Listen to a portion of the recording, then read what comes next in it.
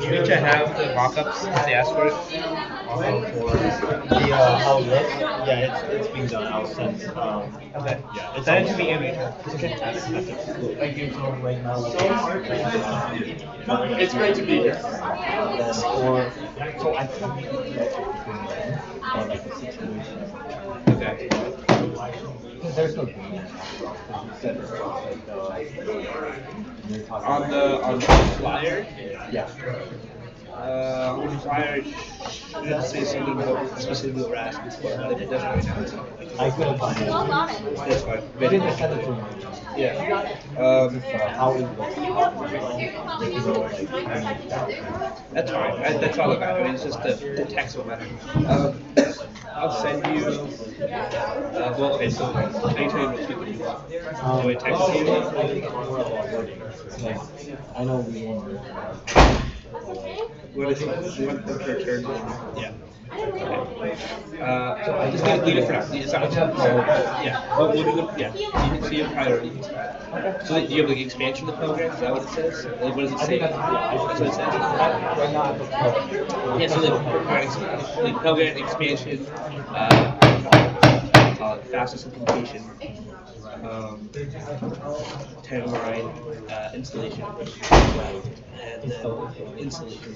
So And then let us know. we'll get started with student concerns. Those are the sort of demands built in, right?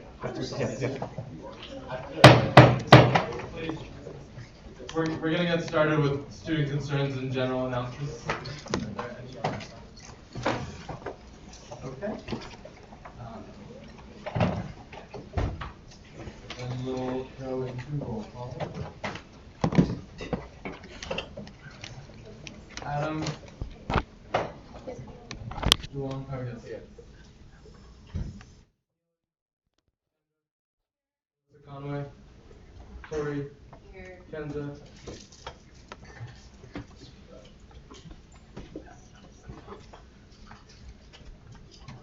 Jamie. Cole. Here. Maggie. Here. Alicia. Here. Shohan. Josie. Here. Joan. Here. Naya. Here. Ashley. Here. Kisley. Cole Alderman. Alyssa Miller. Here. Richa. Here. Jake. Here. Sherm. Quentin. Here. Hannah Anna Cart. Here. David Pontes. Here. Alex Lambert. Here. Alex Melanchuk. Here. Alawi. Santiago. Here. Jared. Here. Matthew Sherman. Here. Zoe. Philemon. Jordan. And Manya. Here.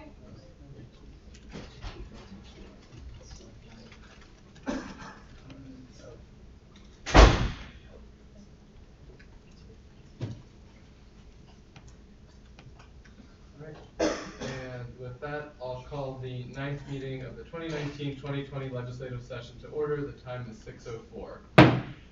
Has everyone had a chance to read the minutes? Are there any motions on the minutes? A motion to approve the minutes. Are there any seconds? Or no, so now we're going to go into speakers time. So speakers time. As I mentioned in the Ledge channel, we've got judicial appointments, so I'll invite one of the justices to explain their roles and introduce them afterwards. Good evening, everyone. Hope your semesters are going well. If you don't know me, my name is Jonathan Frank. I'm a senior. I am currently the only justice on the governance board, our judicial branch, which is the third branch, the SGA. Just to remind the legislature a little bit about our role. We have to be petitioned in order to start any investigations. We're not an independent body. Additionally, our jurisdiction pertains to any petition regarding the constitutionality of any action taken by the SGA as a whole, any action taken by a recognized group relative to the SGA Constitution or their Constitution, that specific organizations. Also, we have quasi-regional jurisdiction, which means not primary, but if it comes up, we have jurisdiction over appeals of ethics committee decisions and also some elections decisions, as we might be familiar with from last year. So that is the general role of the governance board. With the speaker's permission, I'd be happy to take questions before I introduce our appointees. Okay. What was the process to get appointees or to find appointees? Yep, good question. So the President Ireland and I, we put applications out along with open ledge seats. It was part of that Google Doc. We then, obviously, the applicants filled out the application, and then they were interviewed and selected. Any other questions? Okay. May I introduce the appointees? Cool. So you guys come up. So 3 of the 4 here tonight. I think it would be best if we appointed them individually and waited for the 4th appointee to appear before the legislature to confirm. Unless you wanted to do some block appointment of the 3 candidates here tonight. It's definitely up to whoever makes the motion. But I'll introduce them and give them a second to introduce themselves, and then we'll open the floor for questions. The way questions should work, it should just go down the line. That's how it traditionally goes. So ask it of everyone. Okay, so as you can see, the bios, and if you have them on your laptops, we have Hallie Stravitz here. We also, and actually we have all 4 candidates, so never mind. I rescind what I just said. I was like, who's the sport body? Hello. So we all have all 4. So whoever makes the motion, if you feel comfortable doing the block, feel free to do that, or individual. It's up to you, your discretion. So we have Hallie here, Hallie Stravitz. We have Bryce. Don't know how to say your last name. Kowalczyk. Okay. We have Jessica Ventura, and then we also have Jackson Lee. So these candidates applied, they were interviewed, and they were selected out of all the applicants. So if you guys want to take a second, don't go through your whole biography because it's on the screen, but just introduce yourselves, and then let you answer questions. So I'm Bryce. To the last stream. For the people on the internet. So my name is Bryce Kowalczyk. I'm from Pittsburgh, Pennsylvania, the best city in the world. I am a government politics and public policy major, and that's all you're going to need to know. Hi, I'm Jessica. I'm a junior at the University of Maryland, obviously. I'm a chem major with a double minor in law society and public leadership. And I grew up right outside the campus in Hyattsville, Maryland. Hi, I'm Hallie. I'm a sophomore government and politics major, and I'm from Kansas. I'm Jackson. I'm from Cecil County, and I'm double majoring in business management and government politics. So the speaker's permission, any questions of the candidates? I see in your bios you guys are all very involved in the campus community. So I have a 2-sided question. One, how has your involvements with on-campus organizations prepared you for this role? And how do you think your involvements with these organizations, like I saw one of them was UMD Dems, do you see that these could create a potential conflict of interest for you, and how would you proceed to make sure that you do something, you act in the interest of the whole student body? I guess for time interest, we'll just 2 people answer each question, if that's okay with Ledge, just because we've got a good amount on the agenda as well. Okay, I'll respond to that next one because UMD Dems was mentioned. So I'm part of RHA, UMD Dems. I used to be part of the Senate, and I'm not part of the Senate anymore. And there might be one more somewhere in there. So for being how that has helped me in my background, it's really collaborative working with people. I think that's really helped me understand how things get run. UMD Dems, I'm on the executive board, I'm the director of community relations, and again, working in that collegiate atmosphere, as everyone knows, most judicial branches in the world are collegiate atmospheres, and I think that has helped me in that sense. When it comes to conflicts of interests, the bylaws state pretty clearly I'm not allowed to rule on anything with UMD Dems, and being fair to everyone else in campus, again, UMD Dems, we have a very diverse group of students who join our meetings, discussions, and are part of the group. And I think I have a good understanding of student ideas and what people care about in all parts of the campus community.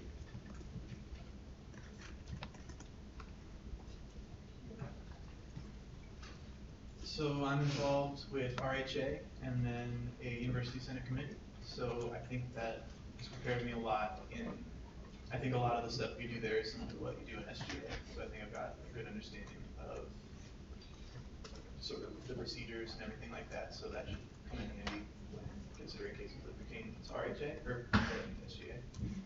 And as for conflicts, I don't believe there would be any, but if there were any reason why those organizations would create a conflict, I'd recuse myself from the case to make sure there wasn't one. Are there any other questions?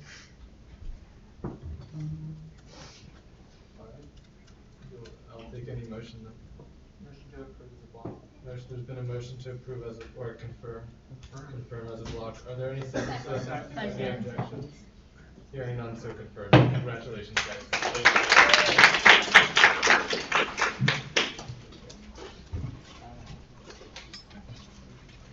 This is like an exciting day, since I don't think in my 2.5 years I've ever seen the entire third branch assembled in one room.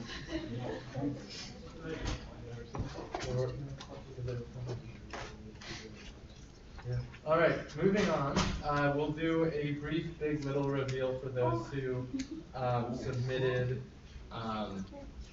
the form that our secretary sent out.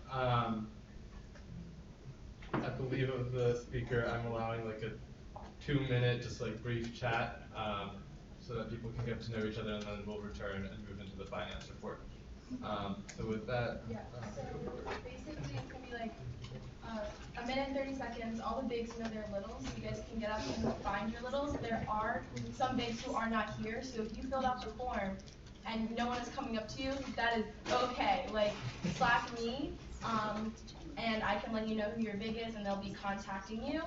But otherwise than that, this is our 2-minute recess. The bigs can go find their littles now. You guys can get up. Great. Wait, how? Oh, so I didn't know. If you're a big, you know. We have contact. let's go. Maybe. What? Corey, can you come stand on my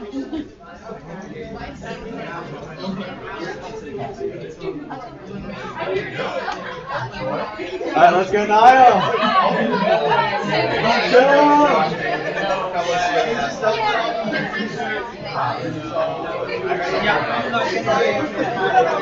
I don't think, I just never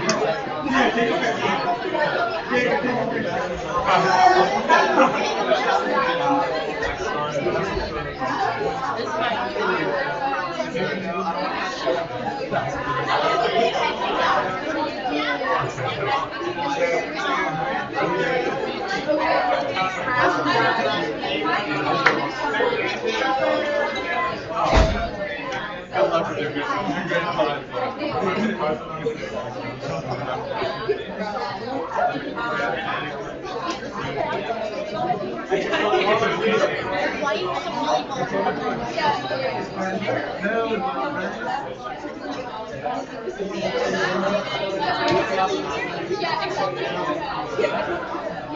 Hey, can everyone look at Niall, please?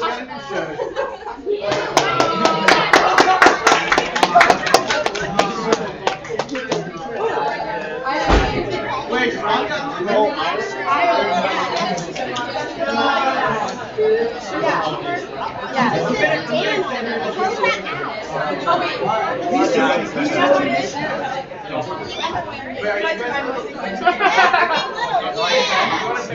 What?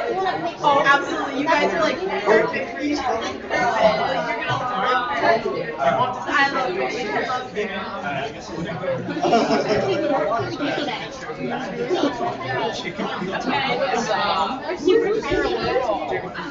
Wait, can we have 2 bigs? Oh, I don't know. Love dynamic and do whatever I do. You know who's my big? I don't care. Who's the biggest? Yeah. Right, you go. There you go. Wait, check out tablet on your file. Hey, how are you? Hi.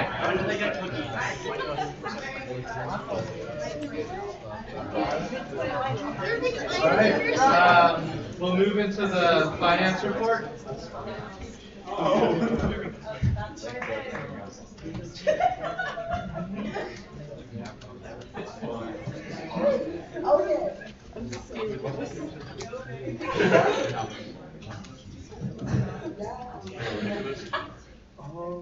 Hey y'all. He him pronouns, Ben Collin, what's up, y'all? So first things first, there's a lot on the finance report agenda today, and I apologize for that. I appreciate y'all approving emergency funding. $2,225 was requested. $2,025 was allocated. The only reason Tiani's dance team was not funded both times is because they were requesting the same thing both times, so we funded them more. We didn't want to fund them like extra. The other thing was fully funded, subject to y'all confirming. So, are there any questions about emergency funding? Alright, I'll take any motion.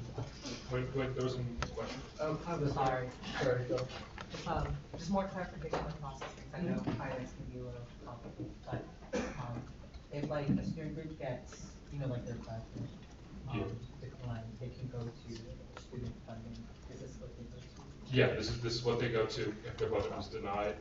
This is another resource. And it's like 10 days. 10 business days. Yeah. Are there any other questions? Alright, I'll take any motion. There's been a motion to approve group health as a block. As a block. Are there any seconds? Second. Are there any objections? So approved. All right. The next thing is changes to the discretionary guidelines and finance manual. I made a nice little PowerPoint for y'all because y'all didn't like my little Google sheet that I scribbled the day before. So now I have a nice little PowerPoint. If y'all want, I can walk through each one and we can talk about it. It's kind of up to the speaker, I guess. Would you say that each slide is separate from the rest? Yeah, each slide is. So would the ledge look favorably on I would look favorably on going one by one and approving them. And let's do that. All right. Hit it. So first is the table of contents, just like letting y'all know if you, for some reason, are checking Slack and not paying attention. That tells you where we are. You don't need to approve that. So existing DG changes. The first thing we want to change is the certified officer rule, DG 1D. Right now, it is only certified presidents or treasurers. To be certified, you have to attend a budget workshop. What we are trying to do is make it so that any executive board member, not just the president or treasurer, can attend a workshop and submit it. They still have to be on the executive board, and we can verify that through TurpLink. But this is just a way to make it easier on student groups, so that if for some, I'll take questions about it. So the way we'll do it, we'll do questions, and then if there's no questions, we'll just do a vote. If it seems contended, we might do debate depending. But let's keep it to just voting for now. So are there any questions about this one change? All right, let's do a vote. All in favor? All opposed? Passes. Thank you all. Next thing, under storage space requirements, we are so right now, that's the current DG. We are trying to clarify this more. These rules are already like what the finance committee uses, like it's kind of like common law. We're trying to show student groups this is what we want. This also like broadens the range of like what is acceptable as correct documentations for storage space. It's meant to make it easier on student groups. I'll take questions about it because I know it's kind of confusing. Is there some reason why, relative to the last rule that we just adopted, why it can't just be removed from any executive board member? Is there just some reason behind that? So the committee's thinking thought process was the president or treasurer. It's kind of like a given that they accept it because generally those are the people that submit the budgets. That's why we added the groups must provide an email showing that they have permission to use that space. So like if it was in the name of some other executive board member, they could use an email and kind of like get around it. So it would allow other people to do it. Okay. It's just like adding another step of verification. So like, would this be like two documents, like one being like an agreement from the storage provider saying, like, what does this practically look like?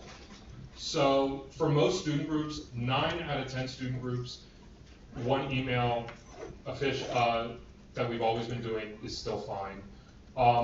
We've had a couple student groups that have like rented lockers in Terp Zone, and so one of those groups, it was the president or treasurer, and we were like, okay, like we kind of guess like they're using it for the group. But then there was another group that was like, oh, here's a locker in Terp Zone, and it showed that someone had a locker in Terp Zone, but we couldn't figure out who that was, if they had any relation to the group.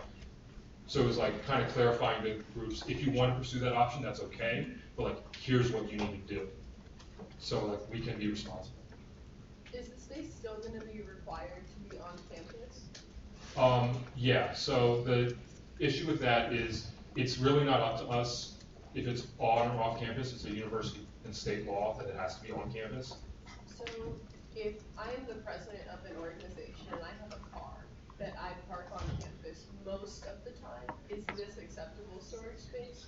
No, it needs to be something like on campus, like an advisor's office that works on campus, or SORC lockers, Terp Zone lockers. I'm gonna say that we're not currently debating whether or not the storage should be on or off campus. I think we're solely debating the addition of those two bullets, right? Yeah, the other thing So is- the thing on the left is staying regardless of the outcome of the study. Does a SORC and Terp Zone, when you rent out lockers, did they already send you an email of some sort of confirmation? Because I wouldn't want student groups to have to go out of their way and be like, hey, can we get an email back saying that we have permission to use this locker that we already got from you? So SORC gives a locker, SORC definitely does. Mhm. And I'm trying to work out a deal to make the SORC process a little bit smoother. That's beside the point. Terp Zone, they give you what I've seen is they have a sheet, like you've paid for it because Terp Zone lockers aren't free. So like you pay $35 for the locker. They give you like a sheet, kind of like a receipt. And so you get that. And then you could use the receipt like into some digitized form. Yeah, like you can take a picture of it and upload it as long as it's like the full receipt. Yeah. Yes. Yeah. Take that question first. Sure. I was thinking that in the second bullet, kind of like what you were saying, the word email might be problematic. That could be changed to like documentation. Also, the word the should be removed from the bullet. Where is the word the? Oh, yeah. Yeah, I can go ahead and I can change that stuff. Like isn't the terminology friendly amendment? Kind of. No, I mean, yeah. Yeah, so I mean, I can go ahead and just like remove the the. Would documentation, like satisfy y'all? That doesn't change like what the committee meant, right, legislators and all that committee? Let the record show that they know.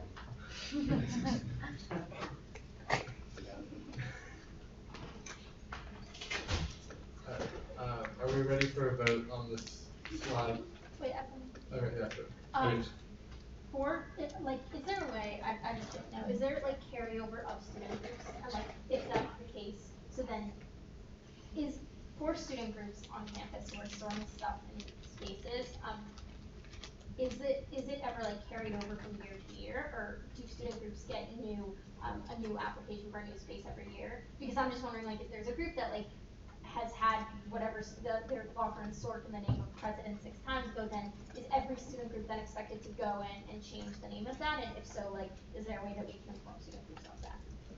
So when it comes to SORC, which is where most of the students use, like 90% of students, they have to re-register for it every year. Okay.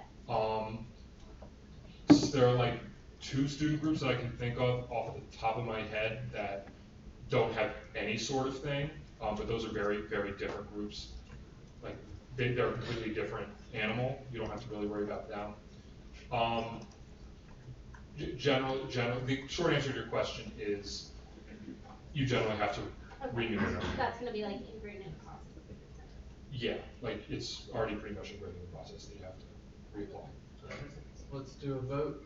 So all in favor of this addition, please raise your hands. All opposed? Right. So it passes. So the next thing, so is the 5-month rule. All we are trying to change here is expand it. So the 5-month rule says we can't fund an event if it's going to occur more than 5 months out. I can walk you through why that was a thing. We wanted to expand it to 8 calendar months, just to, one, make it a little bit more clear that like winter break counts as a month, and summer counts as a month. And then also expand the time limit so that groups can pretty much apply in September and apply for all of the stuff that they want to do that year. So that's just easier on those student groups. They don't have to like wait and do stuff like in increments. Let them get it all done out of the way. Let the finance committee give them feedback. Gives it more time for the process.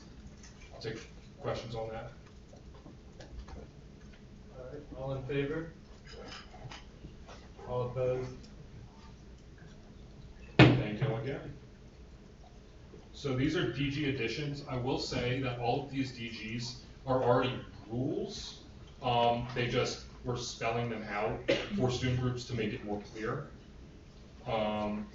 So first thing, payments will only be made to US-based vendors. It's virtually impossible for SORC to do this, as I've mentioned up there. It's every dollar that we have and that we allocate to student groups is state money, and the state wants it to pay US vendors. You have to be registered with the IRS.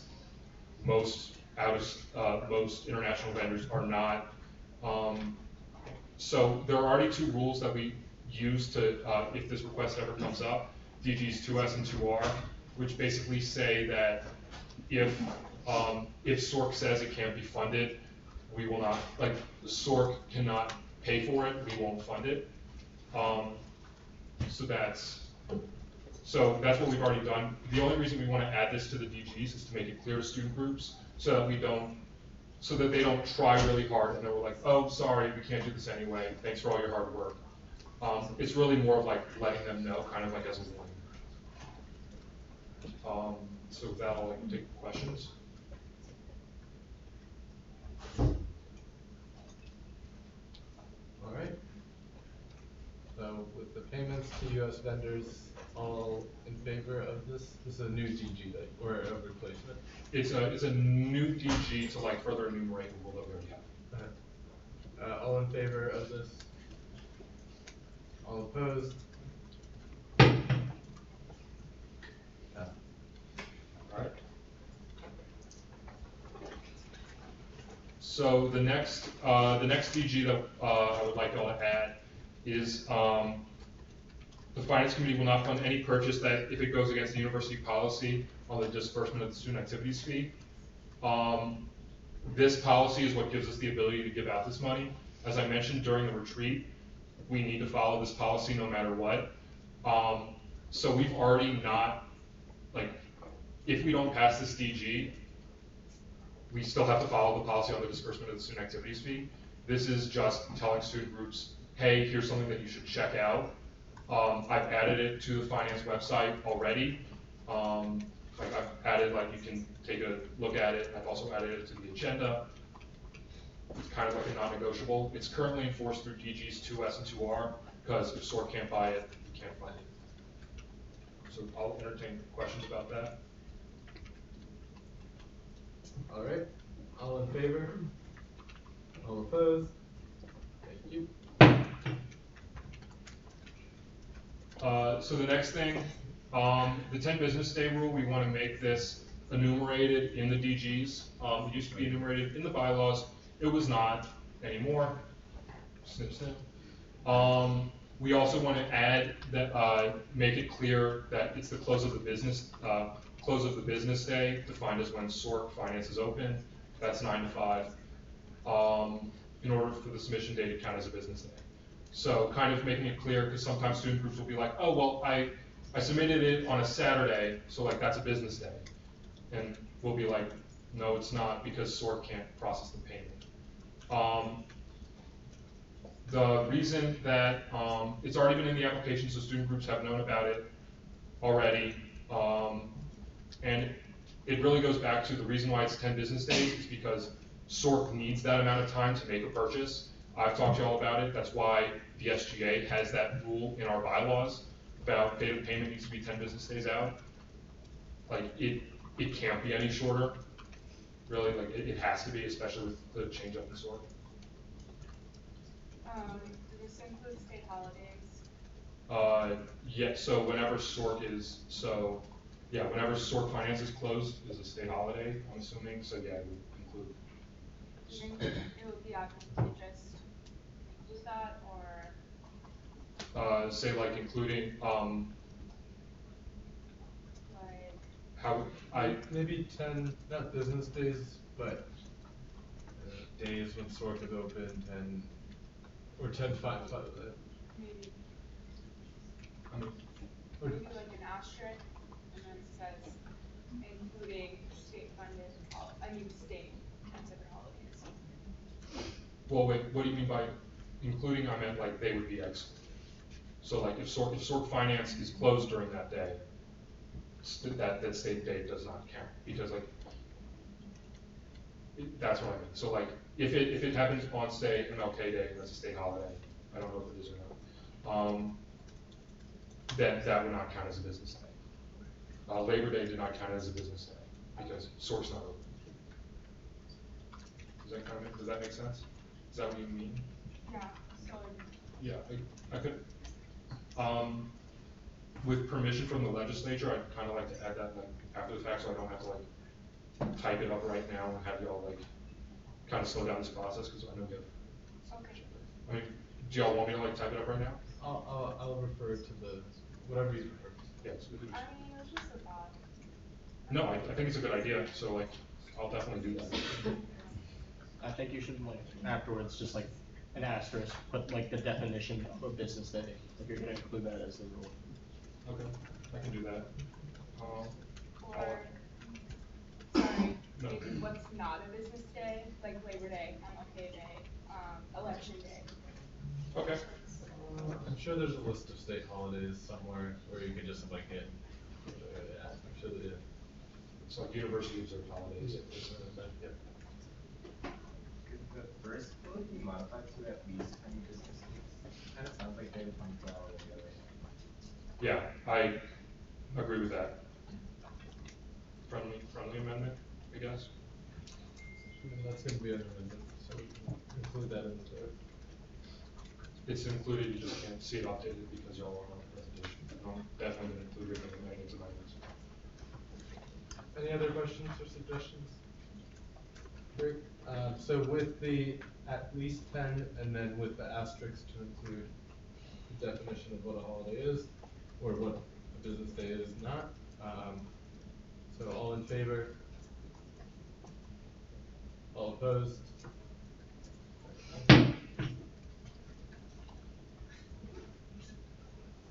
So the next thing, this SGA cannot fund items, events, or organizations to support a specific political candidate for office. This is a rule in the policy on the disbursement of the student activities fee.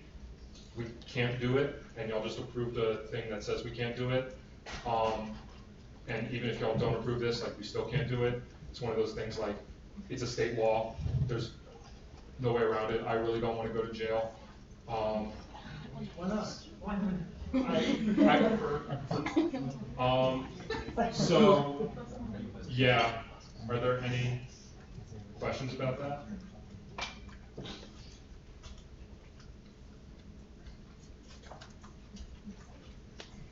This, yeah. Wait, but we still fund like politicians in general on campus? It cannot support them for office, so like it can't be like, oh, we're gonna fund you to have a huge rally here talking to a whole bunch of students. Like we can still have them speak, to the best of my knowledge. That's really a question for university's legal counsel. Can it fund like an event that would be like a phone tagging event per candidate, and that would pay for like the room and stamp?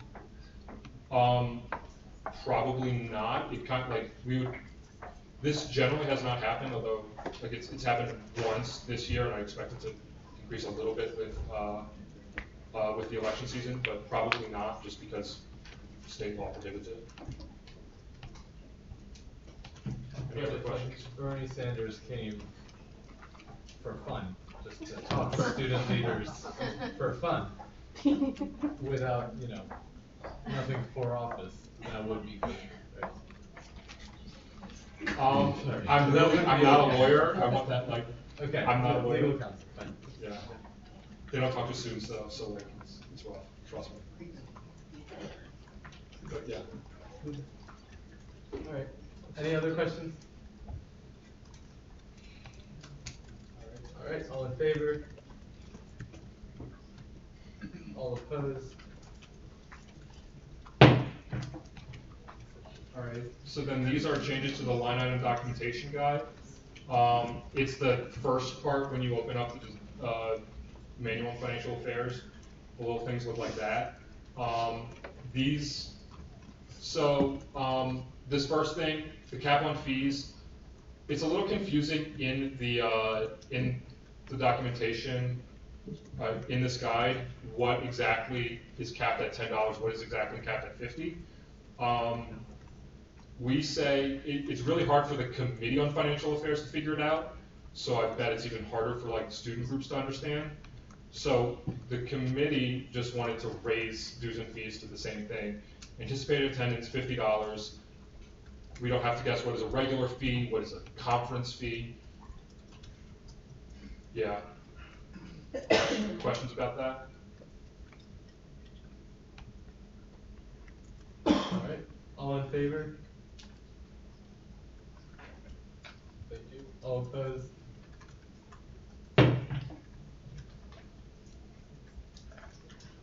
So the next thing, this is even easier. Right now, under the vehicle rental cap, under the vehicle rental section, it says all transportation is capped at $120 per quantity of anticipated attendance.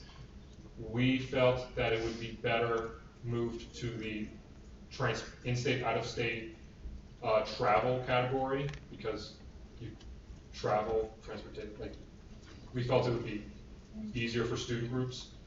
It's certainly easier for us. I personally got questions about like, what is the cap? It says here, but why not there?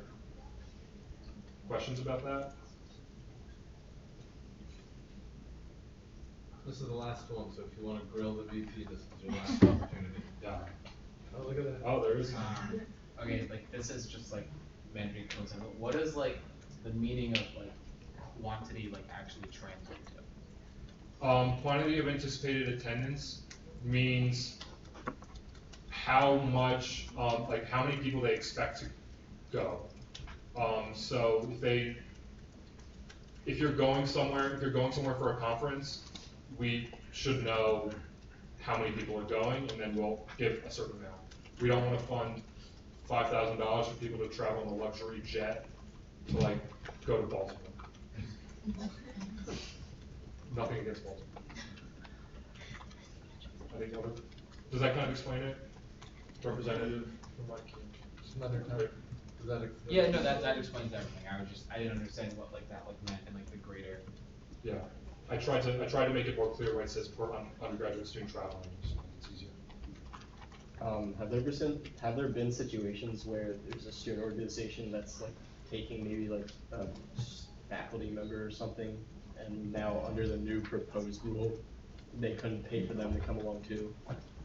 So there have been, in the past, student groups have asked for us to pay for grad students to go with them because they're in the club or like faculty members. And we've already not funded them, saying funding that person the primary beneficiaries would not be UMD undergraduate students, because that person is not a UMD undergraduate student. So if anything, like it's kind of explaining more to them, like what you should apply for. Like it won't change anything. It won't change anything. Long story short. Does that make sense? I know I ramble. So So this would be just like, the cap is like just in total, it's just like 120 per student, it doesn't matter how many like time of travel isn't a factor. The amount of students is the only factor. Yeah, the amount of students, so yeah, if you're flying to California or you're flying to Louisiana, it's the same cap. Just because, I mean, yeah, it's hard to exactly where in California you go. Does that answer your question? Yes. Do you want it to be different? Does that answer it? No. It's just that, horse and buggy, rentals are like usually outside of this. Oh. I do apologize for that. We can subsidize horse and buggy, but not all of the horse and buggy. You get one wheel. So yeah. I got the rest. Any more? All right, are we ready for a vote? Let's do. So all in favor? All opposed? Opposed? So passes. So then the last thing, while we're going in and changing these DGs, there's some things that have not been updated in a while. For example, OrgSync is like littered throughout the page. We no longer use OrgSync, we use TurpLink. I think it'd be easier for student groups for us to like change it to just TurpLink so that they understand. I actually had a meeting with the chair of the C funding board, and he's like, why does it still say C review board? It hasn't been that in years. Small things like that. Hugh Ball is not the director of student groups anymore, hasn't been for 2 years. I'd like to change it to Ella Breeden. And like just updates, bringing it into 2019/2020. Very minor. Is there a reason why the name of the director of student groups has to be in it? Like, can we make it easier on next year and the year after by just having it be director of student groups? Or There's not like a particular reason. I just kind of like translated it into this year, just as an update. What context is it in? Is it like if you have questions about recognition, you should reach out to blank, or is it here? Is it? Yeah, it's like if you have questions about SGA recognition, please reach out to the director of student groups. Right now it says Hugh Ball. Okay, got it. So you know if that changes your question, but the name would be important than that. Thank you. Can I get a vote? Oh, you I want don't to know vote? why to do that. Let you know. All right. Are there any questions? Great. All in favor of letting the VP do all this on his own? All opposed? Good. Passes. Great. Kind of wish I had voted so I didn't have to spend my night doing that. So other important finance dates are listed there on my update. I'm not going to read them out for you, and then that's the accurate account in ledge, exec, and cabinet reserves. Any questions about anything having to do with finance, aside from how to fund a horse? All right, thank y'all. Thank you. So now we will move into first reading calendar. We've got 6 bills, exciting stuff. So, F19-1023A, a resolution supporting a permanent position for the undocumented students program sponsored by one of the off-campus outlying representatives will go to student affairs as primary and diversity and inclusion as secondary. F19-1023B, a resolution supporting the new reporting structure for the Office of Civil Rights and Sexual Misconduct, sponsored by myself on behalf of administration, will go to the Sexual Misconduct Prevention Committee. F19-1023C, an act sponsoring a free application for federal student aid FAFSA workshop, sponsored by our Northville representative, will go to financial affairs as a primary and academic affairs as a secondary. An act, F19-1023D, an act funding a game night with student groups, sponsored by another one of our off-campus outlying representatives. We'll be going to finance as a primary, student groups as a secondary, and communications as a tertiary. F19-1023E, an act to co-host the upcoming birth control town hall sponsored by one of the CMNS representatives. We'll be going to health and wellness as a primary and communications as a secondary. F9, and then last one, F19-1023F, an act sponsoring a forum for engaging with a panel of state legislators on campus sponsored by our Northville representative. We'll go to Gov Affairs as a primary and communications as a secondary. Alright. So now, moving into second reading calendar, we've got 4 bills. So we'll start with a familiar one, F19-1009A, an act to host University of Maryland's HGA Day of Action, sponsored by our Information Studies representative. Are there any student concerns for this bill? Is there a committee report? Yes, Mr. Speaker.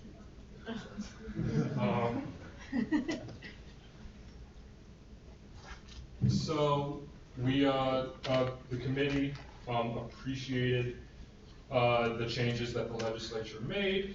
Thought it was that like satisfied the requirements that other student groups would be held to. And so we, it was favorable, no amendments.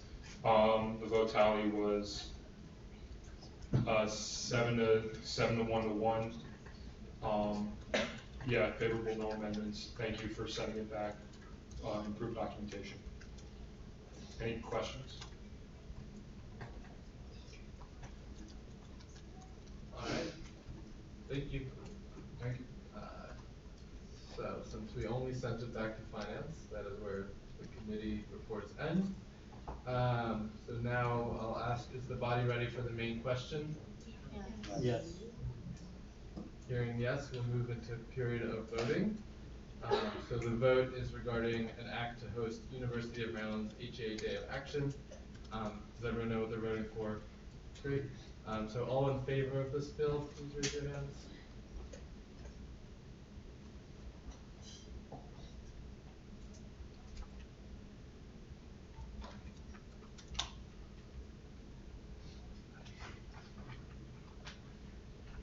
All opposed?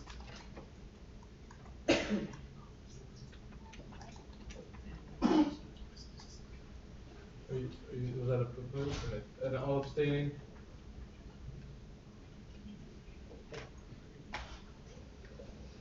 So with a vote of 30 to 2 to 2, the bill passes.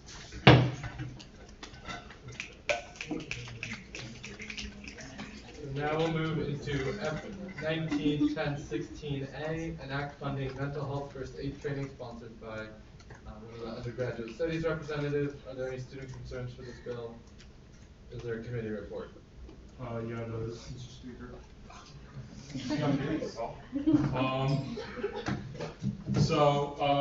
Cut to the chase. It was favorable with amendments.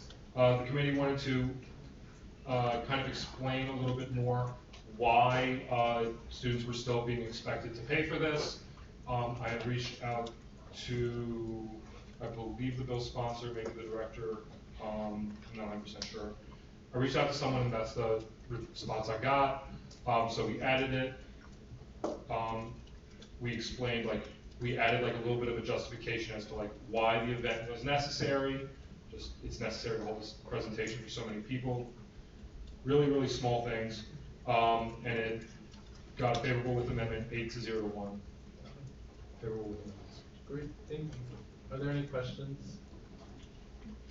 Hi, so can we focus our attention on clause 14? Can we get a little bit more clarification on what specific audio and visual equipment accounts for? Because addendum E and F both mention, quote, new information that will cost around $65. However, this bill never specifically states what exact equipment. I do not have that information right now. I would have delivered that point, or like tried to like go through that point to the deputy chief of staff who like handles all the reservations. I believe it was like mics and like AV equipment and like a projector, like kind of the stuff that we have right now. That's the standard cost for this room as well, just to have the projector and the mics. But I'm sorry, I do not have. Does the bill sponsor have? I'm looking, I have it somewhere. Okay. There's another one. So, I'm just, curious, like, okay, that would be considered the AV equipment, but they mentioned new technology, which is like an addition to that, right? So, like, I just wanna know, like, what exactly would be considered new technology? Where are you seeing new technology? Addendum E. Oh, addendum, If I may, I believe that's because they hadn't finalized all the technology at booking. And so like it was new technology, not like new since the bill's been brought up, but new to like when they reserved the room, which happened before the bill. But they did mention it specifically, what new. I can check my emails. Oh yeah, it's the computer, projector, and the audio, because there have to be two videos that have to be shown in the trainings. Thank you. Yep. So I think the original request was just for the room, and then they added the technology, which bumped it up from whatever it was to 130 with the new technology comments. But that's up to you. And are there any other questions for the VP? Alright, thank you. Have a good one, y'all. So the amendments that we would be approving are the ones that VP has made. There's also amendments that were made by the Director of Health and Wellness, which will not be approved through this committee report. So I'll take any motion on the committee report. There's been a motion to approve the committee report with amendments. Are there any seconds? Second. Are there any objections? So approved.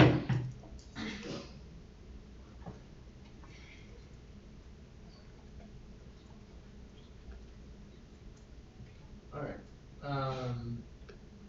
great. So then, is there a secondary committee report? Yeah. Okay, so it was favorable 10-0 to 1. There were like 3 very small amendments, just adding the date that Stamp will be selling the tickets for the training, which is October 25th to November 4th, and then just specifying that it's a Google form through which we'll be registering people. Questions, comments, concerns? Cool, thanks. Alright, thank you. So we don't need to approve this, and the amendments will only be added if the bill goes to the floor and then added through the amendment process, that we went through last week. So with that, is the body ready for the main question? No. Hearing no, we'll move into a period of debate. 60 minutes equally divided. Would the bill sponsor like to seek the affirmative? Yeah. Would anyone like to seek the negative? Seeing no one does, the negative will remain open. So even tried to be prepared. Alright, so would you like to yield time? Yeah, I yield as much time as I consume. So mental health on college campus is a very prominent issue that not only needs to be advocated for, but we also need a tool in order to help remediate it. As shown by Addendum A on the bill itself, 46.4% of adults in the United States experience mental health illness during their lifetime, whether it be students, staff, faculty. There's so many daily stressors that may trigger and affect one's mental health. By voting yes to this bill, we're giving a tool to our campus to help spread advocacy and help with mental health issues. Other colleges across the nation have had mental health first aid trainings, and it's key that we do the same to help our college campus out, so I would urge everyone to vote yes for this bill today. What would you like to do with the amendments? Can I see them as friendly amendments? Yeah, sure. Yeah. Wait, the one by the director of Yes. the wellness, yeah. Yeah. So if you see those as friendly, yeah, they're friendly.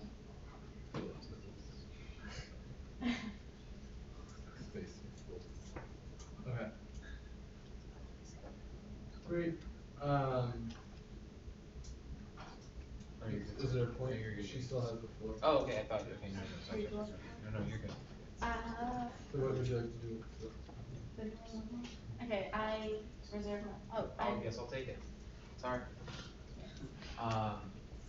I mean, even though like I'm currently representative for Leonardtown, in years, my year past here, I lived in Easton and I had the very sort of difficult challenge of one of my very good friends was struggling with severe anxiety and mood swings, and it was very hard for him to get under control because he didn't know that he had the resources. And like both him and I were very lucky in the sense that like I have some experience dealing with like just like trauma and being like a counselor in that aspect as a camp counselor. It's something that we're trained in, and I was very lucky to have that sort of tool set. But I think that in terms of raising, like any person is an active bystander when these sort of things happen, and it's not anyone's individual fault, but as a community, if we can raise each other up to sort of provide those sort of needed interventionary tools, there doesn't really seem to be a reason why we shouldn't be supporting it. Thank you. So the time has been yielded to the undergraduate studies. I yield my time back to the speaker. Seeing that the speaker holds both sides, would anyone like either of them?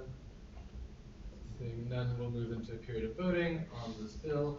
So to be clear, it is the F19-1016A, enact funding mental health first aid training. So all in favor, please raise your hand. All opposed and all abstaining. So with that, it will pass with 32 to 0 to 2.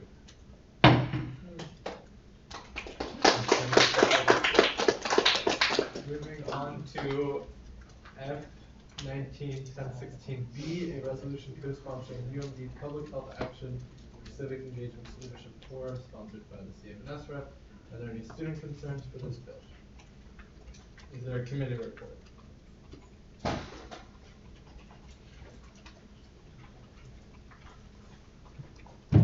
Hey, so we went on this committee on Monday. No real issues with it. It got passed 11-0 to 1. There were just some technical amendments and comments just to clarify some things.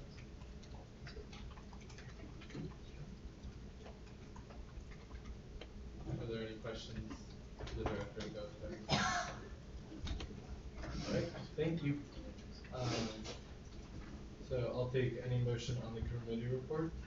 So there's been a motion to approve with amendments. Are there any seconds? Second. Objections? Seeing none, so approved.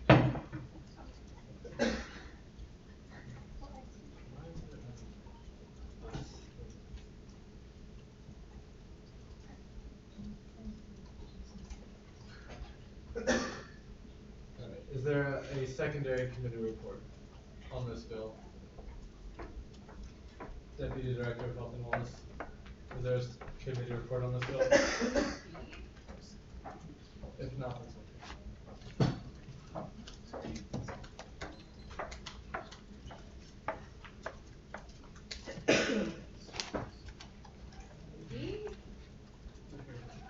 Sorry. I don't think I have a committee report. Oh, that's okay. I know, yeah. Great, so that was a secondary, so it doesn't really affect anything. Great. So then we'll move, is the body ready for the main question? Yes. Hearing yes, we'll move into a period of voting. So all in favor of this bill, please raise your hand. And all opposed? And all abstaining? So the bill will pass with a vote of 31 to 0 to 3.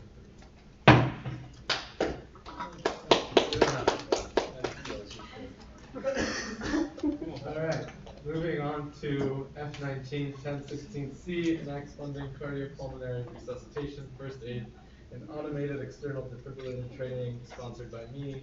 Are there any student concerns? Is there a committee report? Yeah. Yes, Mr. Speaker. So there was committee looked at it, favorable with amendments. One amendment we added, justifying the admissions cost. The committee did talk a lot about the admissions cost being $20. The committee was eventually fine with it. They were thinking about lowering it. Students, we added an amendment, clause 18. Forgive me if it's not written well. Whereas students are more likely to come to an event if they have paid for it. That's like explaining the admission costs, like we would make any student group do. And this is, we were fine with this because it's subsidizing rather than like paying something. Yeah. 8-0 to 1 is the motion in favor of the bill. Are there any questions? All right. So I'll take any motion on the committee report. Is there a motion to approve with amendments? Are there any seconds? Any objections? Seeing none. Oh, I forgot secondaries. Oh no, I didn't. We haven't gotten it. So approved. Great. Is there a secondary committee report for this? There is on this one. Yay. Secondary committee report is favorable, 10-0 to 1, and we did not have any amendments. Cool. Thanks. All right, thank you. Great, so is the body ready for the main question? Yes. Yes.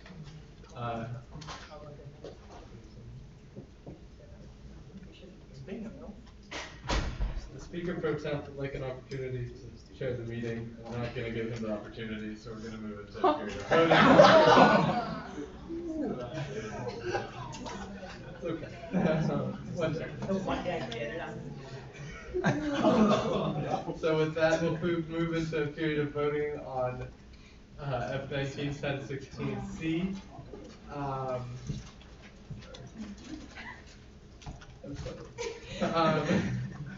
So all in favor of this bill? All opposed? All abstaining? Do you see what I just put up? 30, the bill passes with a 33 to 0 to 1. Thank you guys.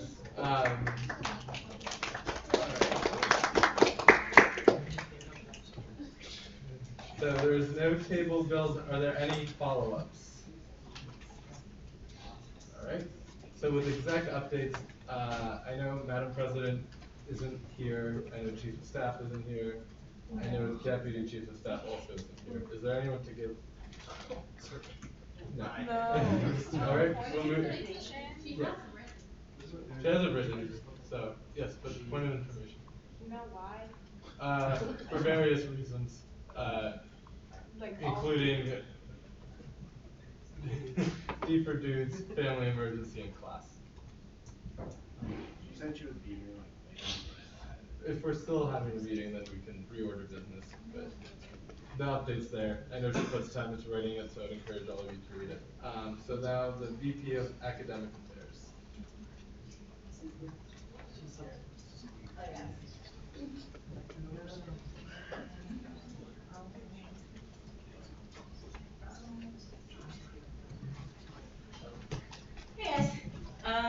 So mine are a little dense today, but there's 3 main things I want to go through. So PJ and I met with AD Kylie yesterday, and we talked about Patricia Roberts Miller. She's the author of the first yearbook, which I put down for all of you guys, and it's published in Atlanta. So they're putting on 4 events basically that all relate to like this book and a conversation about what they've deemed as like us versus them and how like deconstruct those conversations. The first one's going to be November 7th and 8th, and it's going to be moderated by Kevin Close, who's a professor in journalism, and Janelle Wong of American Studies. And so that'll be the first one. I think everyone should go to. It's really going to be a conversation about like why the media is so much different today, how to deal with demagogues. It's great. And also there's going to be a play put on in Clarice in December about a conversation, a real conversation that happened between professors and students at Maryland of like different religious, socioeconomic, like ethnic backgrounds, and talking about how to get past their differences. So they're incorporating 4 events total, and one in the spring that I'm really interested in is, I think it's been called What Divides Us. And it's this group that goes around the country and has people like spend a weekend together who are from different backgrounds and things like that, and basically try to get them to reach a middle ground, kind of like those YouTube videos middle ground. So they also want everyone to have a book and just like reading it, or at least just skimming through it, talking about it, and like upping the promotion on the event on social media. Sorry, before we get any further, I would want to ask legislators to close their laptops. I realized during last meeting that there were things that were brought up that were covered during cabinet updates, and you know, I'm not faulting anyone for forgetting, but I just want to make sure that we're all paying attention to the work that executive cabinet did, so that we don't have to spend our time during debate discussing what they do when they tell us what they do. So please continue. So the first event is going to be November 7th and 8th, and it's going to be a conversations moderated. The next one will be in December, and I don't know, but I linked in my updates their first year page, and it takes you to view the calendar of events. I don't believe so, but if so, it would also be like linked through the website. So I would encourage you guys to go. I think it sounds really interesting. We've also officially set a date for AD and Smith to come to one of our academic affairs meeting. It'll be 11/18, and it's basically, like we said, to discuss policy descriptions and how to make them easily accessible to all students, people who might not speak English as their first language, people who may be reading challenged, or just like, it should be accessible to everyone. The language shouldn't be as dense as it is, and they understand that. So basically, it's going to be a discourse between us. Again, that'll be 11/18. Feel free to join if you like. And lastly, Samantha, Ireland, and I have been working with Gary White, who's Assistant Dean of Library Services, and going over their book program they do every year. So I don't know if any of you know, but like the reserves program the library does. So if you're in a class and you don't have a book, a lot of them you can go in and get it rented for 2 hours. So one thing that they're looking to try to do soon is expand the program to not just 100 top courses, but 150 top courses. That's something that we looked at more in the spring, but basically their whole thing right now is to promote students to donate their books, because when your books are donated, they're either used for the reserves, so like for students who don't buy or can't buy the book, or they sell the extra books to get more money for more reserved books. So it goes to a really good cause. You're helping other students on campus be able to use books they cannot afford to get themselves. Have you ever marketed that opportunity to donate books into the library? Yeah, I don't know how their marketing strategy has been in the past. I don't think it's been like as big as it should be. So that's like their asking us to help like promote it and get students out there. Would it be possible for people who donate books to get like a credit for the bookstore of like $20 or something? So we could like talk about that. We're setting up a meeting together now, so I haven't met with him yet. But I can ask him. Sorry. Anything else? Okay.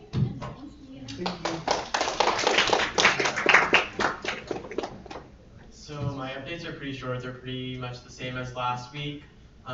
Meeting with the VORAD guy this Friday. So if you want me to relay any feedback to him, let me know. If you like them, if you hate them, if you want more lots, if you want extended hours. Tori sent me a bunch of things. I'm gonna tell that guy all that stuff. So he seems pretty receptive to student feedback. So if you have anything, feel free to let me know. I'm also working on a disability awareness campaign with ODI and hopefully Strategic Communications Office. So if you're interested in helping out with that, feel free to reach out. Does anyone have any questions? Yeah. Hey Dan, last night at City Council, a resident brought up that a lot of scooters and bikes are still being left in the middle of the pathway. Conversation was brought up about a grace period that I guess VRI had put into place. You know when that grace period ends and if what they plan on doing if users just continue to leave cycling and walkways. Did everyone hear that question? Yes. No. So basically, people are leaving bikes and scooters in walkways, and VRI had a grace period. And Dan wants to know when that grace period is going to end before they start yelling at people. And I'm going to ask the guy on Friday what he says about that. So, any other questions?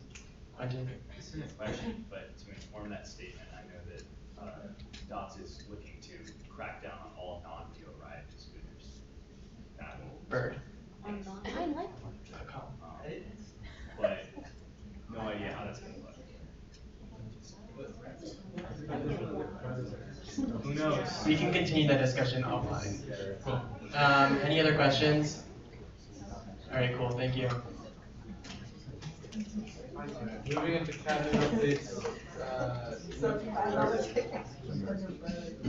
The flash sale is over for the 100 years on brunch, but you can still sign up. And, Crop Feast is October 29th, everyone should attend, there are 2 seatings, they should be really fun, you can still buy tickets. And then keep an eye out for video signups, Hannah will be having those. And then we are going to be starting UNIV presentations. Alright, thank you. Cons? Hello y'all, real quick update, and then we have a treat for y'all. So, first, communications committee. So I don't know if you noticed in the bill that said SGA communications committee, it is assigned to communications. I'm also saying this so that we have an understanding that you know, we are the strategy aspect of things, and so you know, if you want us to consult with you all on the bills, make sure you include the SGA Communications Committee so that when I look at the bills, I do Control F and Communications. If it's not there, I hear from other people. So just letting you know. The thing I was gonna add, so you guys don't assign the committees, but there's the clause that has been included in most of the bills that have gone through. I'll put it in the bill template, but that's like all, like the communications committee needs to make graphics and post on all official social media. That one, that's the one that would assign it to comms. That's kind of the reference to comms. So make sure to include that in your bills. Right. And I've been encouraging people to do it when they've submitted it, so. Right, Absolutely. Yeah, so for the future reference, TFTI we're holding off for now, but there's the other treat, and David, are you ready? Go.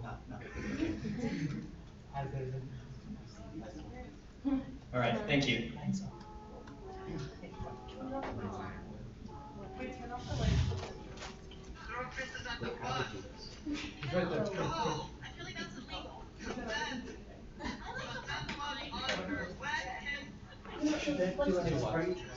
The light switch. The light switch. On the left.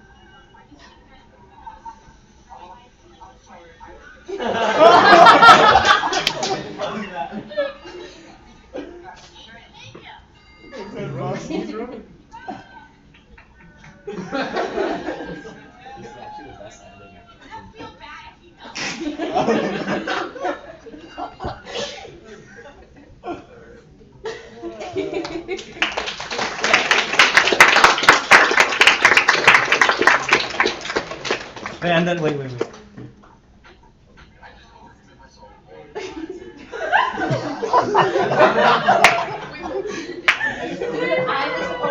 Alright, thank you. I believe next is GNI. Let's see.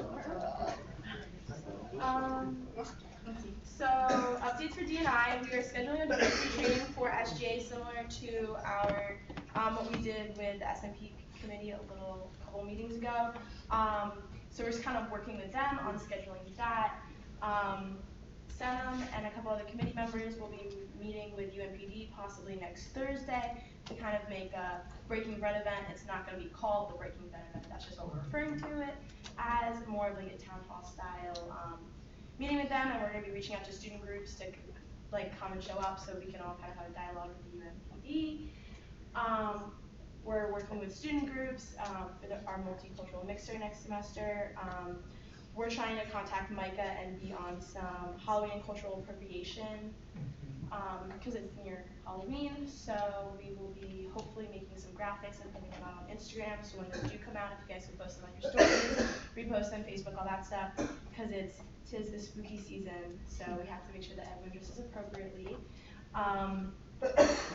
And what else? We're also working with SMP to kind of see how we're going to react to Title IX being moved into the VP of DNI, but we have pretty positive reactions to that. And then if you guys see the agenda that it's linked to, you can see all of our task force updates. So yeah, contact some of the questions. Great, thank you. Civic, yep, there's a question. Oh, no. I just had an update from Alex because she left. She said she wanted to speak a little bit on the bill. That's okay. That will be presented next week, or should I not go? I think that's more common for the good of the council. If you want to do it then. You can do it then. Yeah. Yeah, She just that said would be to more if I could say appropriate. anything less, but Yep. Alright. Sounds good. So civic engagement is perfect. Yep. So, just a reminder to sign up to table for a lot of upcoming events. So we have election day tabling, UGA day tabling, and a lot more. So, and we're trying to spread educational resources for the upcoming local election. So check that out in the diner.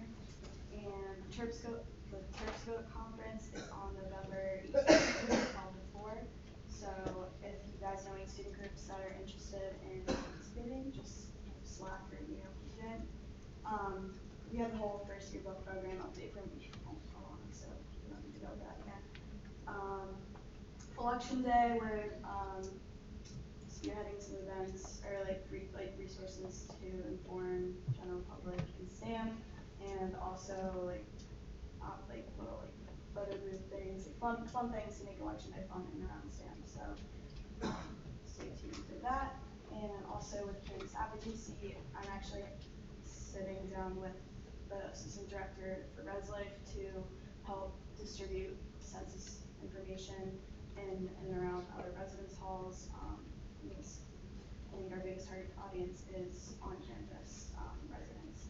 And PHA blood drive was on November 11th. You can sign up to do that. And the landlord and tenant issues subcommittee hearing, as always, is on Mondays, 6:30 to 7 before Civic and Gov.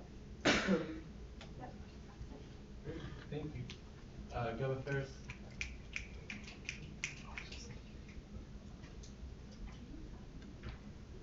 Nothing much, that's different from last week. Initiative action's coming up, so please sign up for that.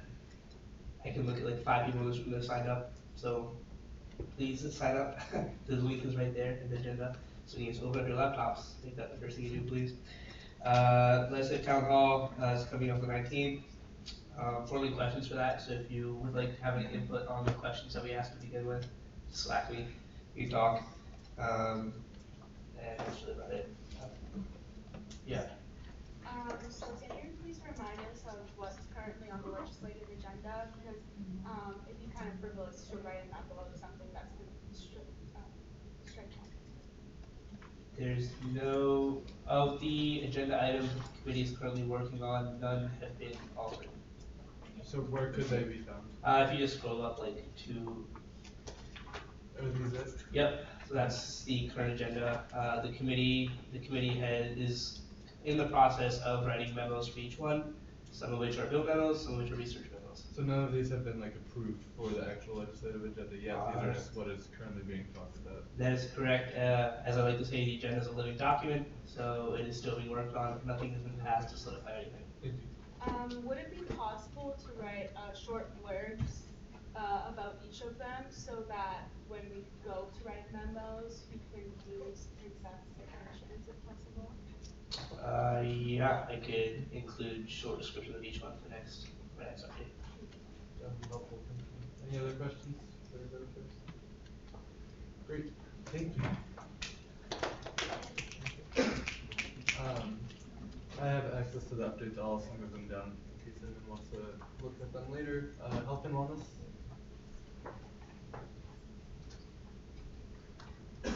Hello.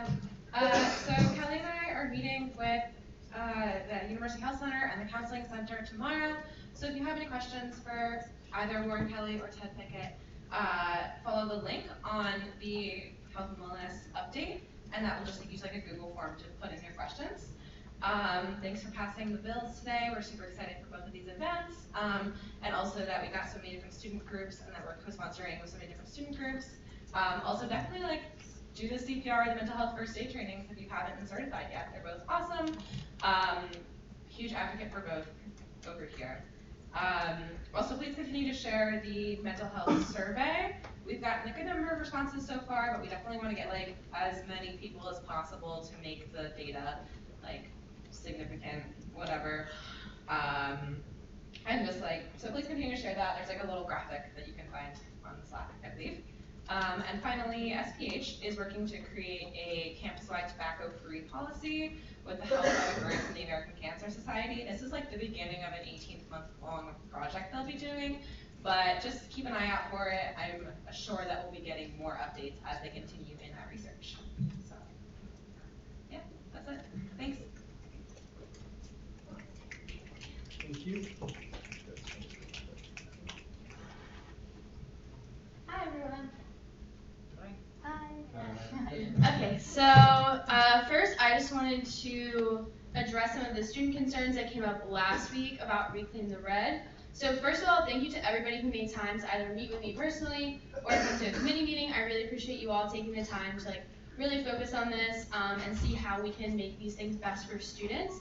So some of the things that we talked about changes we're starting to do are using content warnings whenever possible, plugging the CARE resource after every single post. So now, after every single post on any social media, you'll see the information for CARE at the bottom so that students that maybe need to process that information know that they can call that crisis cell number. This feedback form is now, I actually had it made already and just never put a link to it. So this is something that we're going to start plugging on social media.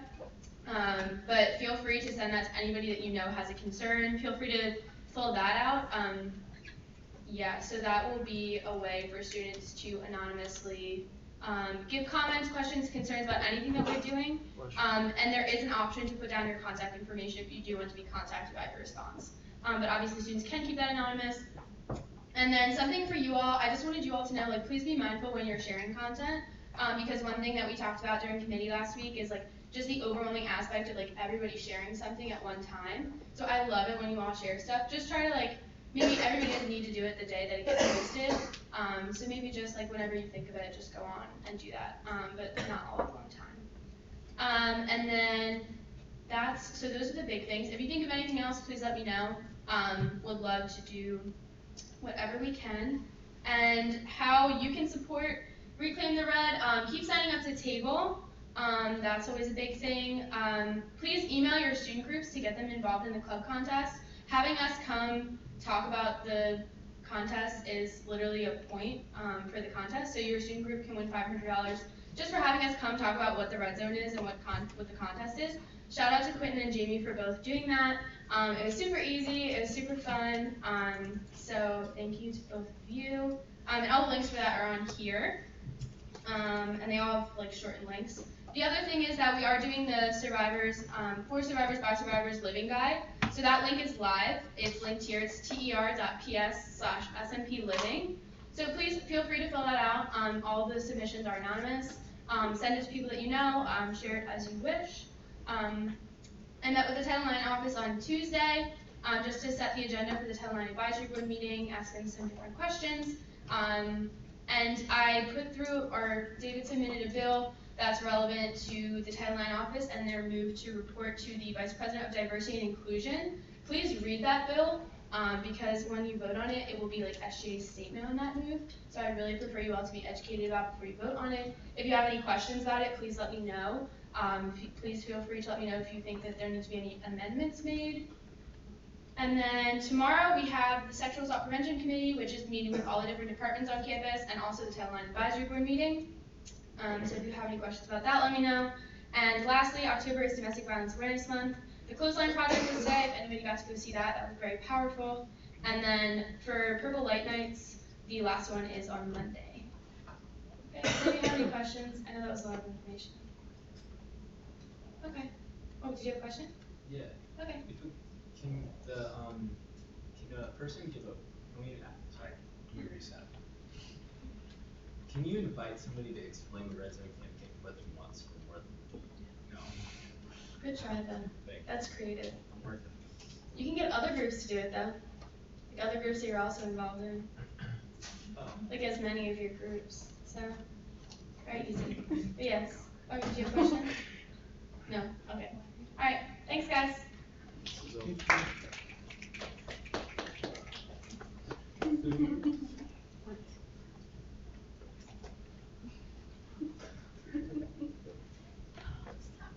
Hello, everybody. How are you? Good.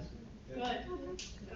So, I only really have two things I want to talk about today. We still have our mixer. It's still happening on the 14th. It is engaged OSU groups. You all saw the bill on first reading today. I'm hoping that you all get a chance to look at it and talk about it next week. The main thing I really want to talk about is SORC. They're implementing or hoping to implement a new student group qualifications type of thing. It's still in the works. It's still in its like beginning stages, and my committee is going to be working with SORC to begin researching and developing the kind of requirements that they want to see within this new structure for student orgs. So an example that has no legitimacy at all, that is just like a made up example so you can understand where this is going, is like we would have groups who would be smaller groups classified as one thing, groups that are larger with a larger body of students and who have more campus resources would be classified as another, and then there could be like a governing like category. But there are these different sections of student groups that are created so that SORC and other campus entities can best address the needs of those different sizes and different qualifications of student groups. So we're going to be working on that. If you guys have any opinions on whether that should exist or what that should look like, please feel free to let me know or ask some questions in a second. Bless you. And also, our next SGA recognition deadline is November 1st at 5 p.m. So if you are in any clubs that want to be SGA recognized, please tell them to apply. Any questions? Great, thank you. And then sustainability. Or do I have to walk? No, just do it. Okay, so some things for sustainability. So SSC members are working towards creating a sustainability gen ed requirement, which could be really interesting. So we have to work with the Senate. Yay, snaps for that.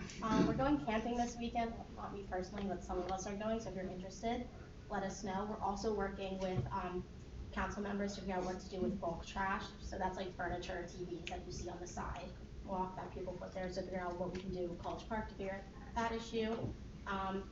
This year's the 50th anniversary of Earth Day, so we're gonna have Earth Month, so we started planning that. So get hyped. Woo! Yay! And I believe for the first time in this legislative session, we have a student liaison.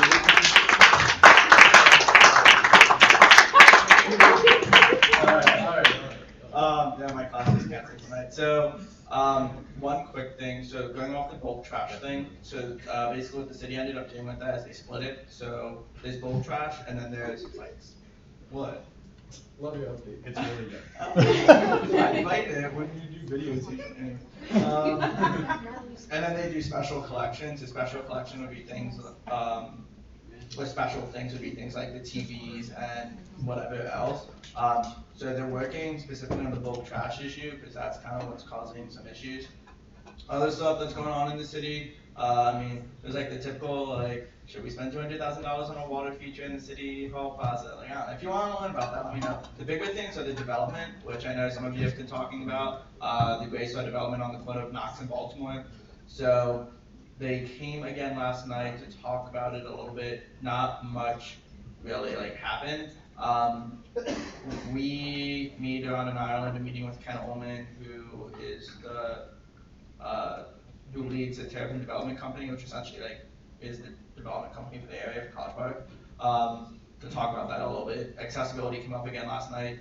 Two students talked about it. The two big things are obviously accessibility and affordability. And those are the things that we've been talking to City Council about. City Council's aware of, and then we'll be talking to the TDC about. Last thing, elections. So we are 4 days away from early voting in College Park, which is crazy. There are 4 big changes happening this year to elections that are extremely important that your constituents know about. One is that there's early voting. It's the first time in College Park that there's early voting. That is this Sunday in the College Park Community Center. 2 is that there's no excuse absentee voting, which is big. They made it difficult to get your absentee ballot, but you don't need an excuse like you used to. 3 is that there's a 3rd polling place that's stamped, which is huge. And 4 is that you can vote in any polling place.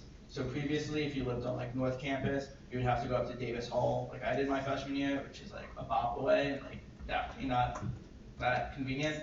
Now you can vote in Davis Hall, Stamp, or Ritchie Coliseum on November 5th, and it's so easy. So if you're registered to vote, literally just stopping in between classes. It's very easy, and I encourage you all to go. That's all I have about elections. Go vote. I have some things in my bag about voting if you would like that. If not, I'm putting it, what? You guys know how to vote. If not, I'll put it in the office. I also have some absentee ballot forms, so you all don't have to go get them. So let me know. Does the city of College Park use an electronic voting system or a paper one?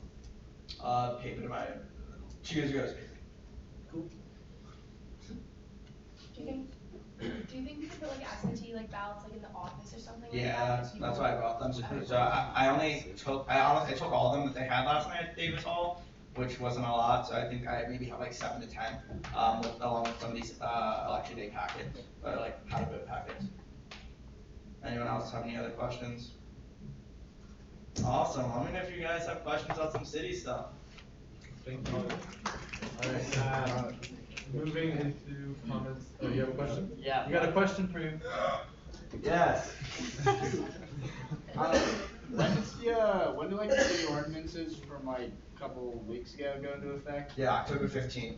So it went into effect, but there's a grace period until, that's actually important. So it went into effect, grace period until January 1st. So that means they will not fine you for the nuisance ordinance until January 1st. You can get a warning for it. You can still get fined for the noise ordinance.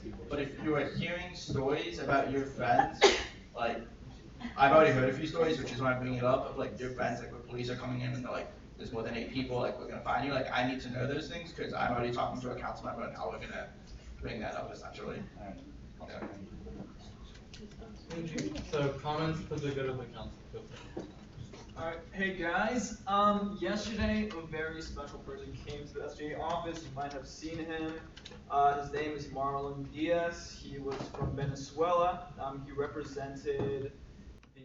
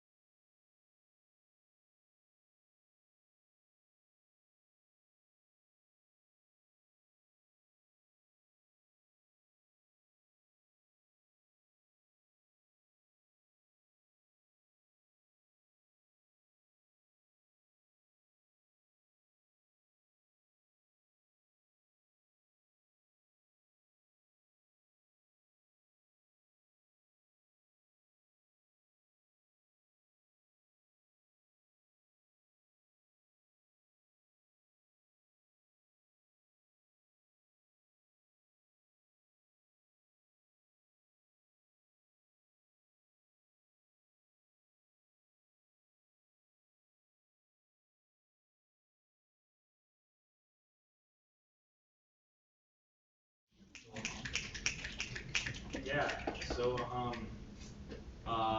So I have previously been working in sex education for a long time now, and have the great opportunity to be working on behalf of Trojan and something called Advocates for Youth to distribute condoms on this campus. So I do not have my comically large box of over 500 condoms on me today.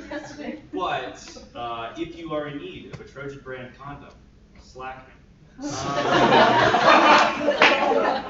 In addition,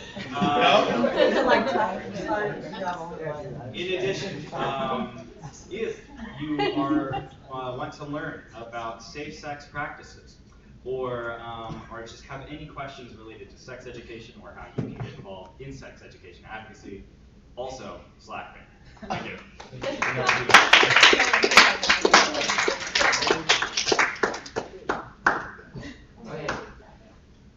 Everyone, this week is Transfer and Off-Campus Student Appreciation Week.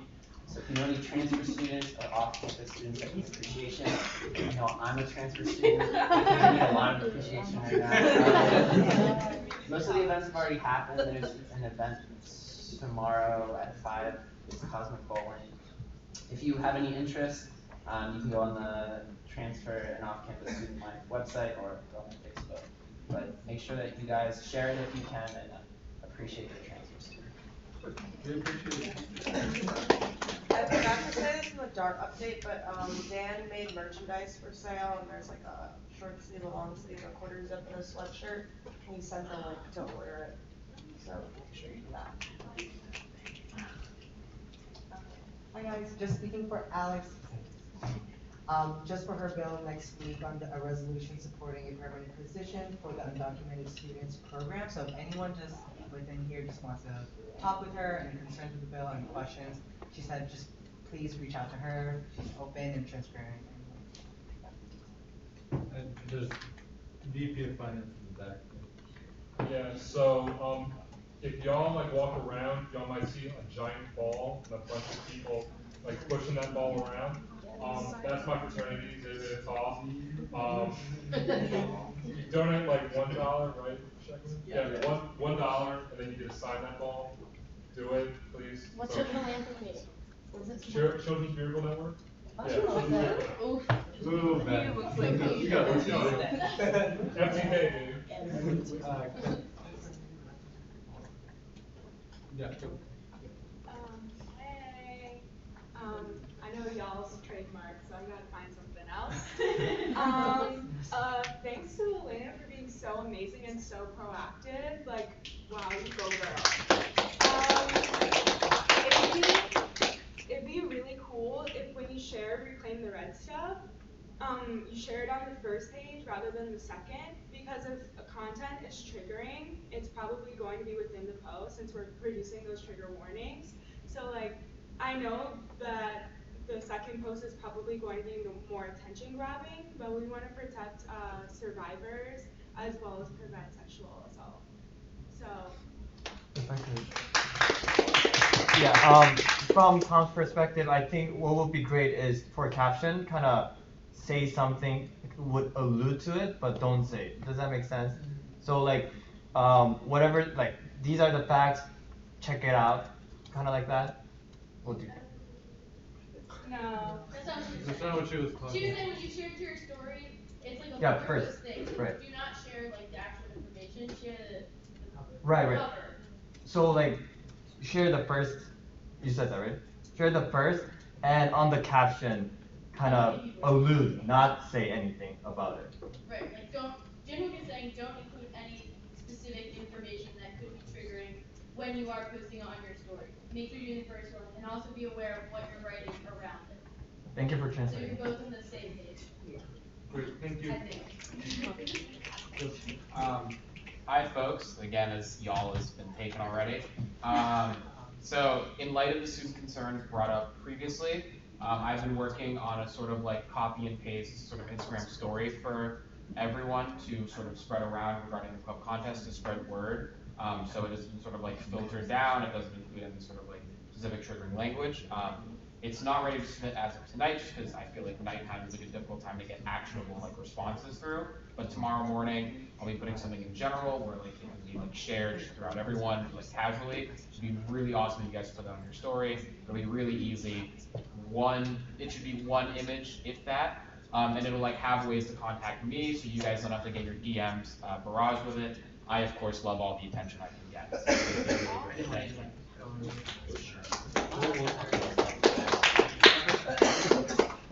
So I'm organizing a homecoming tailgate, our annual SGA homecoming tailgate for the homecoming game. So I'll be sending out a link to a spreadsheet, if you can sign up for food, drinks, utensils, anything like that. It will be held on the grassy area, like right in between Moat and Prince Frederick on homecoming day. Everyone is welcome. Bring your friends, everyone from every committee, everything. All the SGA people, you can bring them, parents, if your parents are visiting for homecoming. It's a really fun time. So yeah. Stop me if you have any questions.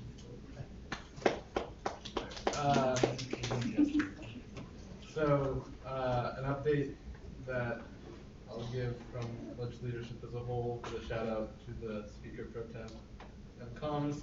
Go up a little. Yep, so WTF UMD is now on our website, front page. This is the form we've created, just generic basic stuff. I know there's a concern that already came in that I forwarded to off-campus neighboring and outlying reps. Let me know if you did not get it. But this is how it's gonna go. If you have any feedback, we're open to feedback. I think this is a work in progress. Recognize that. So please message us with feedback and let your friends know that it's up. We'll continue trying to spread the word now through social medias, and like we have a lot of the placards that you stick into the ground that say WTF UMD. So that's that. Yes. Sure. Could on there, I mean it looks beautiful, but under what is your concern, I think police should be an option, rather than just under this will it be listed under other. So UMPD? Yeah. Okay. We can talk about that. Yep. Yes, please. So is the so just for background, there was a concern about the development about Maritime Deli. She would forward it to me, the other office neighborhood representatives. Was that part of this? No, so that was this is okay, that was brand new from I believe a couple hours ago, but that's kind of how we wanted to work. That's how so you would kind of forward it forward to concerns and okay. Any other questions about WTO? It's yes, so there's the option to give contact info if they want to, but it's not a required question.